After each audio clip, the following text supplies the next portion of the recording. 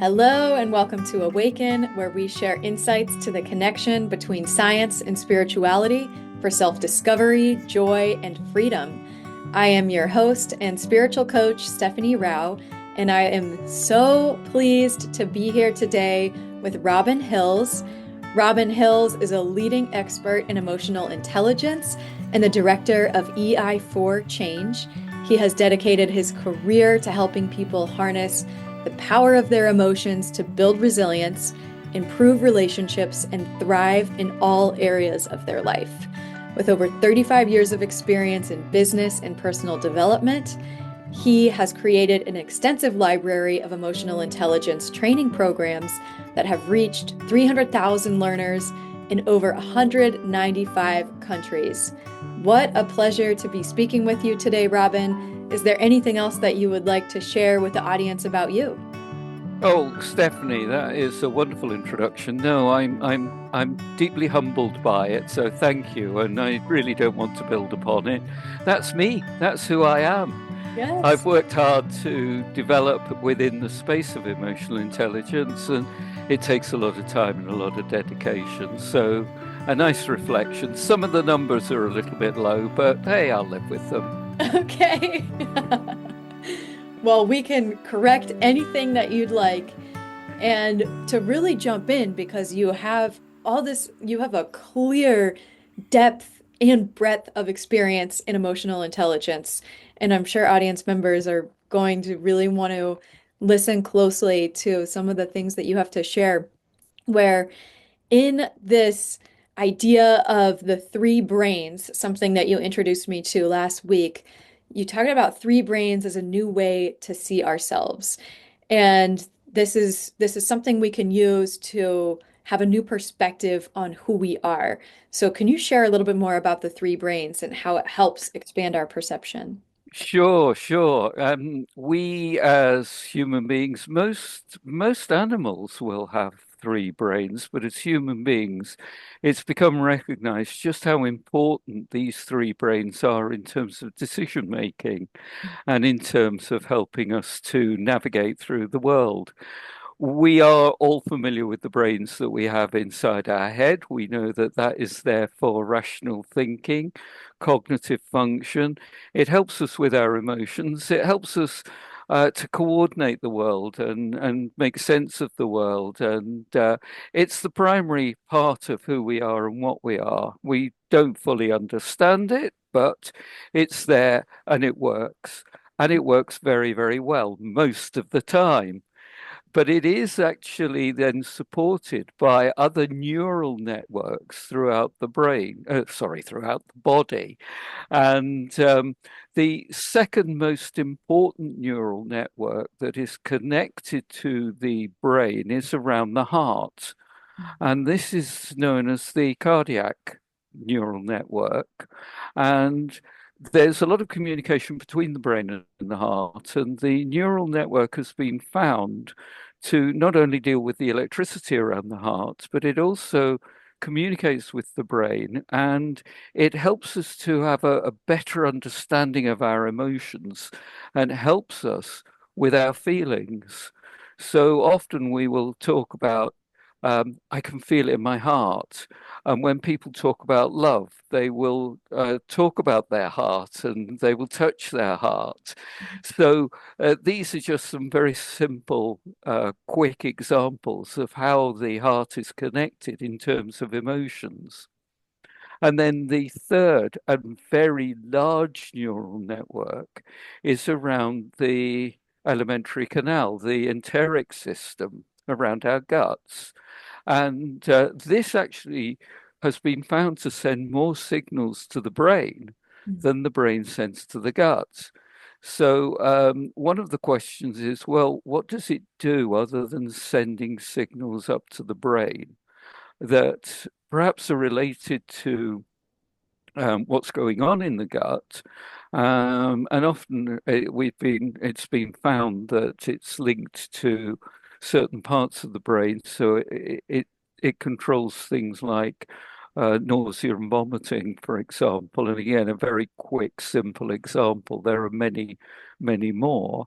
But it has been found that it is involved in emotions and emotional management, but in a very, very simplistic way.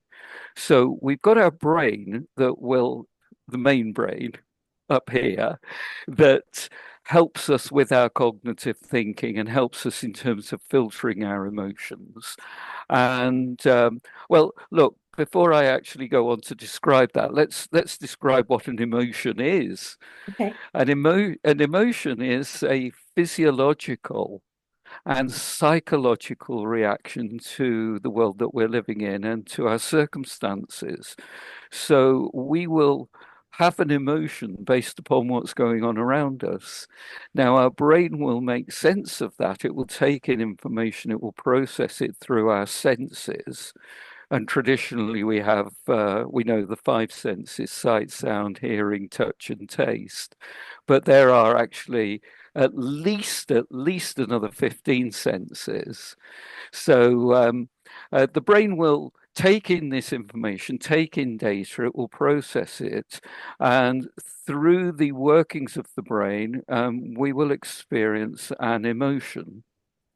Now, the emotion will also then be filtered through the cardiac enteric system, through the heart, and that will perhaps add a bit of color into the emotion. Mm. So that's how I would view it. And then we've got the enteric system, the system around the gut.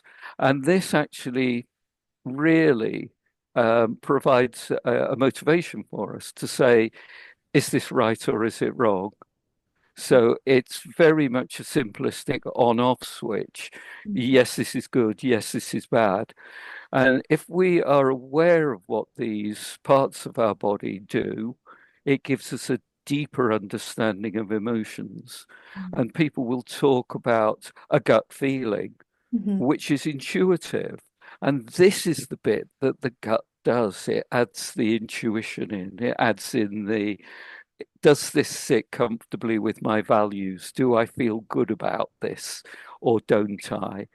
So, like I say, just to put it into perspective, you've got the brain which then provides the emotion, and I'm using the word deliberately because it's not really understood as to where the emotions arise and how they work within the brain, but they happen. Yeah. We've then got the cardiac system, which adds in a bit of color, and then we've got the system around the gut, the enteric system, which provides us with right and wrong, good or bad. Fascinating. And how can understanding this shift our perceptions of the way we see and experience our own emotions? Well, emotions are a really valuable part of engaging with the world because they provide us with data. I'd like to get rid of a misconception around emotions.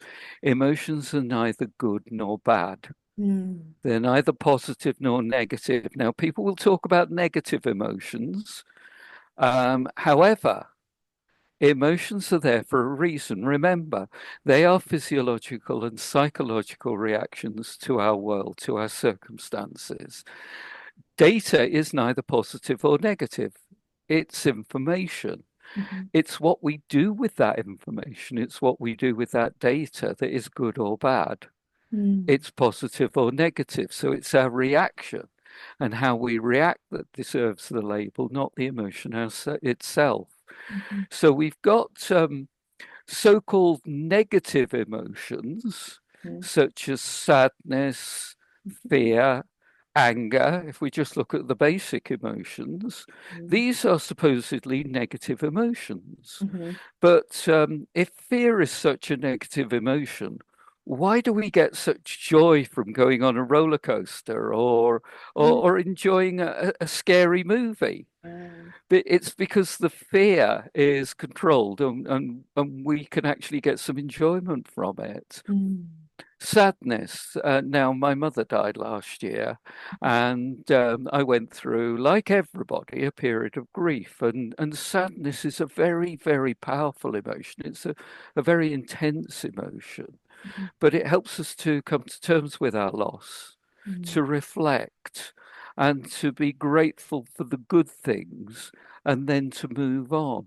mm, So it's not necessarily a negative emotion. It doesn't feel pleasant, but it's not negative. And then anger. Let's look at anger. Everybody thinks anger's a negative emotion. It's not, because you need to get angry to a certain extent to motivate yourself to do something. mm, But you also need anger to right a wrong. If mm, something goes against your core values, you have to stand up for those values and you have to get angry in order to right that wrong. mm, And then if we look at positive emotions, happiness, oh, we all want to be happy, don't we? Well, yeah, it's nice, but it's a very short-lived emotion. And you can't communicate with somebody who's deliriously happy. Hello, how are you? Oh, well, don't worry about anything. Oh, it'll be all right. No, that's fine. I've just fallen down this hole. It doesn't matter. I can climb out again. Happiness helps us with our optimism, but it also means that we can overlook risks. mm, And it means that, we've got to utilize our happiness appropriately to work with those risks and to be creative. And this is where a little bit of unpleasantness helps in modifying the pleasant emotion of happiness. So, to go back to your original question, Stephanie, um, what can we learn from emotions? Well, I think what we can do is we can learn from emotions how emotions affect us personally. What is it that drives us to experience an emotion? What makes us angry? What makes us happy? How can we get more of what we enjoy and what we value? mm, Where does that emotion fit? Where does it sit? Where do you feel that emotion? When I feel angry, particularly angry with somebody, and I'm trying to control my anger, the back of my neck tingles. mm, Now, that's specific for me. What happens when you get angry? mhm, And I think that's a relevant question that everybody should go away and think about. Because if you can recognize some of the warning signs, you can then stop yourself from reacting and you can turn that emotion into a more positive reaction and a mm. more positive set of behaviors through the choices that you make. Mm. So right away, just as I'm processing this in real time, there's a removal of emotions being good or bad. There's even another speaker who talked about pain being a messenger. And as you were talking, it sounded like you're listing different emotions that can be messengers for what's going on in how you are reacting or responding to any sort of external stimuli. But instead of labeling those as good or bad, you're more shifting the focus to how can you use that information to have a response that you want. And I'm wondering, how does that fit in with emotional intelligence? Well, if we look at the two words, emotional and intelligence, we've got emotions and we've got intelligence. So, to a certain extent, you've answered the question yourself, Stephanie. It's using your intelligence in order to process that data Yeah. and to work with your emotions more positively and more effectively. But look, I've been studying and working uh, in the field of emotional intelligence for a number of years. It depends upon what academic study you read. There's anything between 3,000 and 27,000 emotions. Now, I would struggle to label more than about 250 if I was really pushed. So you're experiencing an emotion as you're sitting there talking to me. I'm experiencing an emotion. Anybody listening or watching this is going to be experiencing an emotion. And that emotion will have changed from when they first started to hear us speak. Mm, I can't put a label on how I'm feeling at the moment. mm, All I would encourage people to do is to think, is what I'm feeling pleasant or mm, unpleasant? mm, Now, if it's pleasant, fine. How did that arise? What can you do to get more of it? If it's unpleasant, why is it unpleasant? What is the information that you need to use your intelligence around in order to make some decisions? Now, let's not get rid of unpleasant emotions because even though you and I had met before and spoken before, Stephanie, prior to coming on the call with you, I wasn't feeling particularly pleasant. I had a degree of anxiety. I'm sure you did too, if you're going to be honest. yeah. Is this going to work? Is the equipment going to work? Have I got everything that I need in order to engage properly? All of these things go through our mind. That is driven by the unpleasant emotion, which, if I want to label, I would say is anxiety. Ready. Hmm. So I'm not trying to get rid of unpleasant emotions. I'm just saying that they're there for a purpose. They help us. And recognizing that there is this degree of anxiety or nervousness, or call it what you will, prior to going into an important meeting or making a presentation or going into an interview, fine, welcome it. Because if you don't have that feeling, you're going to be complacent and you're going to fluff it. Mm. Oh, good. So this is interesting because you're saying, okay, anxiety is present, and that doesn't mean you have to run away from it and not do the thing. But in what ways are you recognizing it and allowing it to fuel your interaction? Yes. And I think that's a very pertinent question that everybody should be asking themselves. Keep it very simple. Remember, don't worry about 3,000 or 27,000 emotions or anything in between. Does it feel pleasant? Does it feel unpleasant? Why am I feeling the emotion? What can I do with the data it's providing me with? What's going on in the world that is causing me to feel this way? Mm. You know, I'm so curious as you've been talking about this because of all the experience you've had and how you just shared openly how you use this information in your own life. What what inspired you to go so deep into emotional intelligence? Well, look, I'm going to share a little story with you. I'm going to take you back 15 years ago when I was working within the corporate environment, and I'd had a couple of job changes, major job changes through redundancies up to that point. And I found that my role was yet again being made redundant. Now, I was then um, cast asunder onto the big wide world, saying, well, what am I going to do with the experience I've got?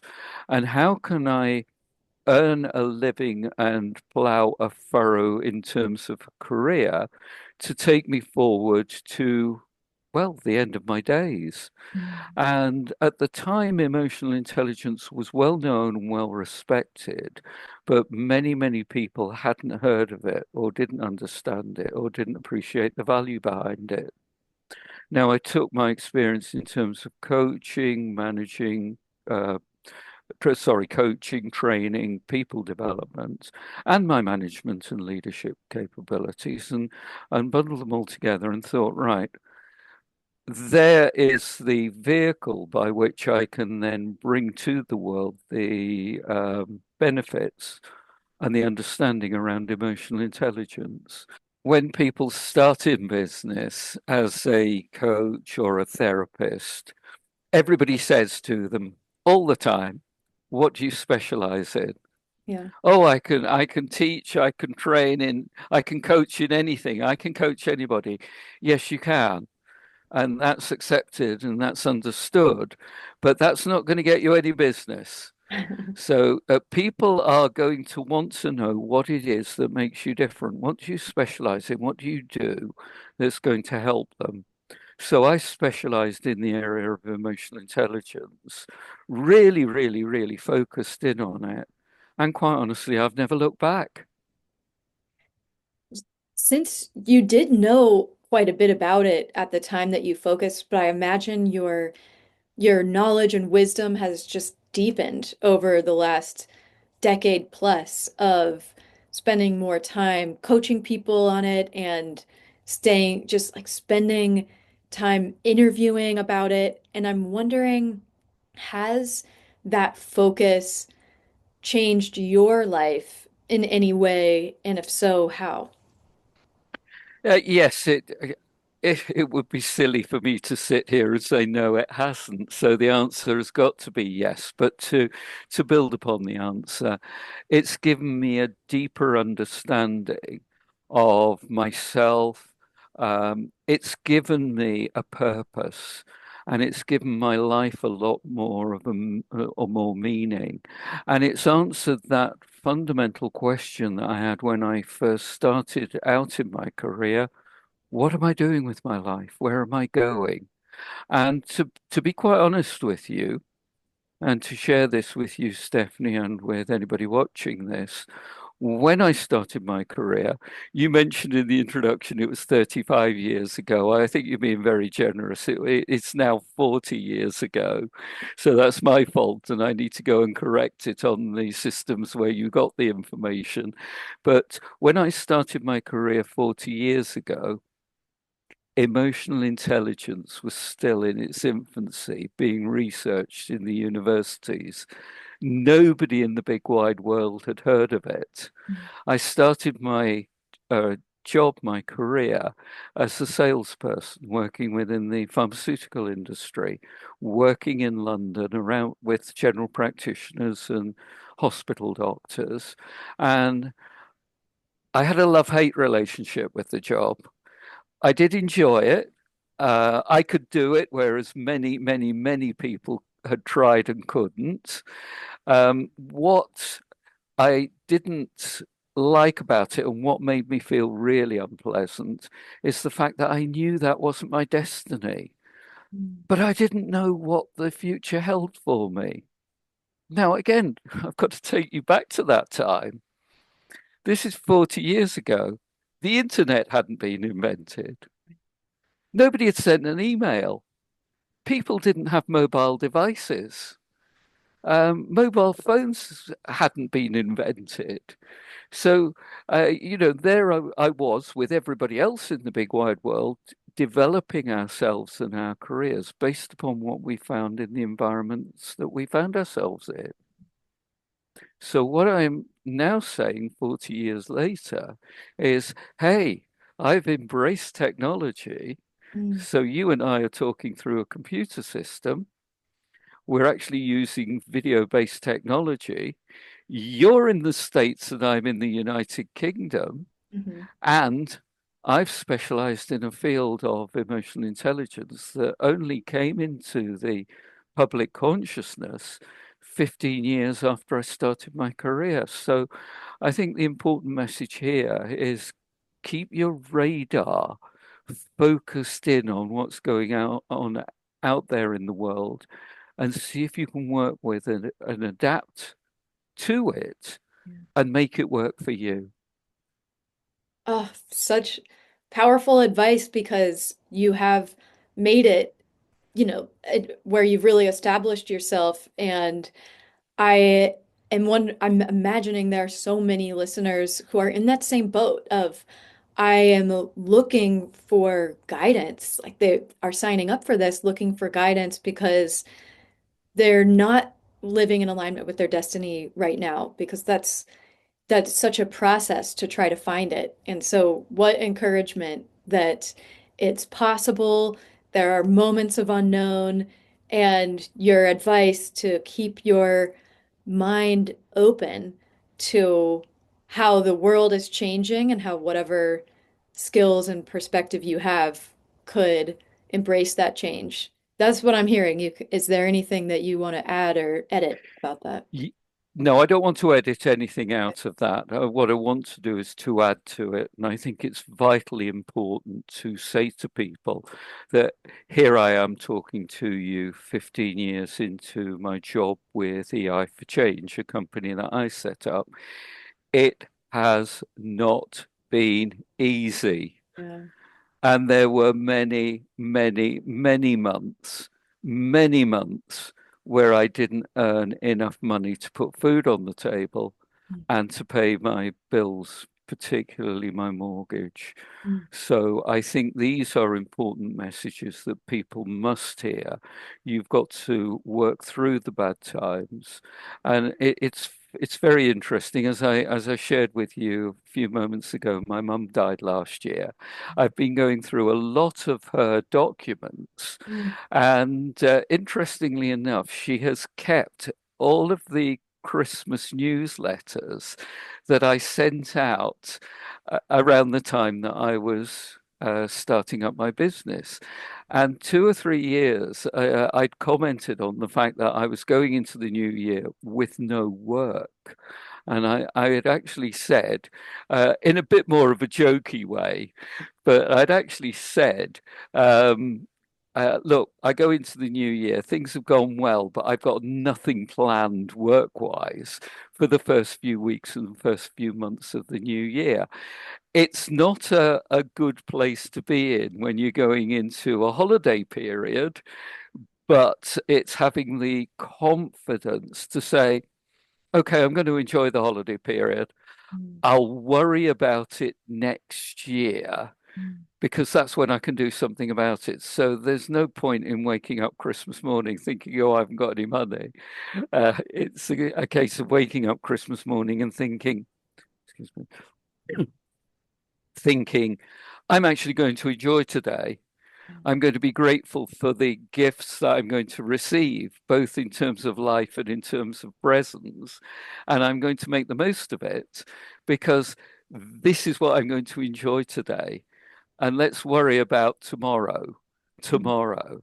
And this is a fundamental part of emotional intelligence, Stephanie, and it links very much into the Awaken series. It's about being grateful and having gratitude and Mm. having that very much within the present moment. And that is what is important because it's mindfulness. Mm. Yes, and that is absolutely a theme that has come up, that it's not the surface level. I'm I'm using things I've heard other people are grateful for, but really getting present in the moment and acknowledging to yourself, like it's a is gratitude an emotion, Robin? Would you say? Good question. Good Hmm. question. It's probably one of those 3,000 to 27,000 emotions. Mm. I would say it's an important state of affairs that you need to appropriate appropriately. So, how do you develop gratitude? And I think part of that is feeling pleasant about what it is that you have got and being thankful for that and driving yourself towards the pleasantness of having what it is that you've got rather than looking at what you haven't got. And I think that drives the level of positivity and abundance that underpins the gratitude, whether it's an emotion, whether it's a state or whatever it is. Good question. Let me go and think about it. Is it an emotion? Because there's certainly a feeling when experiencing gratitude, truly, there's a body feeling for me that comes with it. Yes, there is. And I think the important thing for everybody to do if they want to get more experienced in terms of pleasant and unpleasant emotions is just to look at what you've got and be grateful for that. Warmth, a warm, cozy bed, Mm, food in your belly, a roof over your head. All of these things may be, yeah, you want more, you want more, you want more, but just be grateful for the small bits that you've got because there are many, many people in the world that would love just to have what it is that you've got. so So it's not the latest mobile phone, it's not the fastest computer, it's not a bigger car. It's just being grateful for what you've got with the foibles that they've all got, with the annoyances that they give you. Just be grateful when you get them to work for the fact that they do something really to make your life more meaningful and more positive. mm, But that's for you to choose. yes. Thank you for sharing that. And I have one more big question for you that is related to resilience, because this is another term that has become more common and discussed. And your work has really focused on emotional intelligence, but also you've addressed resilience in such an interesting way that I've never heard anyone talk about before. And I'm just wondering if you're willing to share with this audience how you experience and perceive resilience and what the connection is with emotional intelligence. Sure, let me again dispel one of the myths or misconceptions around resilience. Everybody talks about resilience as bouncing back. Hmm. No, let's forget that. Let's forget that. Resilience is about it's about learning through adversity. You can't become resilient unless you've gone through adversity. And so once you've gone through adversity and you've survived, and you've had some lessons that you've learned through that, you're not going to bounce back to where you were previously. Things have changed. You've changed within that. So, what is resilience? Resilience for me is threefold. One, it's a an understanding that life is meaningful Mm. and you are here with a purpose, and it is for you to define what that purpose is. Secondly, it's accepting that life is hard and having a realistic understanding of reality, but being optimistic with it. So, realistically, look, I'm a man, you're a woman. Realistically, we're not going to change that. That's the way that it is. So that's a very, very, very simple example. And I think the important thing is just be realistic, Mhm. realistic about your circumstances. You might not like them, but be realistic about them. And then use your adaptability and creativity to make the most of your circumstances and build upon them. Just to summarize, life is meaningful. Have a realistic understanding of reality and be creative and adaptable in order to make the most of your circumstances. Through that, no bouncing, and you're going to become more resilient. Fabulous. I am going to take that into my day today, and very practical, but can be very transformative principles for listeners to live by. So thank you. And for those who are so interested and intrigued by what you're sharing, Robin, you are providing a very generous free gift for people to learn more. Will you tell us about it? Sure. Well, look, we've talked about emotional intelligence. If anybody wants to know more, I've got a free course.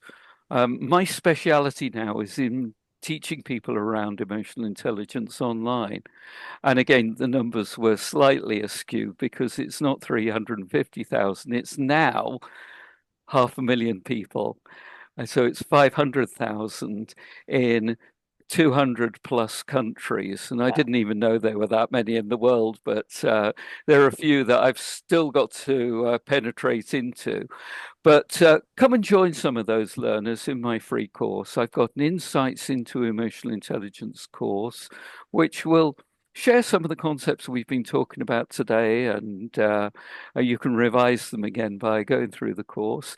And it's available to you at https colon backslash backslash, and I would suggest you write that bit and then put emotional dot intelligence dot courses backslash awaken, and that will get you free access to the course. Fabulous. Thank you for sharing that. And we'll include the link as well for listeners. What a great start for people to learn more about their emotional intelligence.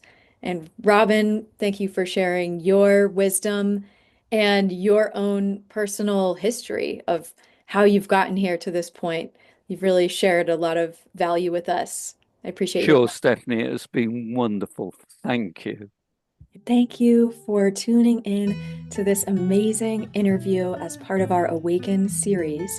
I hope you found value. Check out the rest of the interviews on Awaken. Keep tuning in and please subscribe to Paradigm Expansions to stay in touch, where we are doing more events like this. And we are all about dropping in to your heart, to your true self, to really, truly love your life. Thank you for joining. See you on the next video.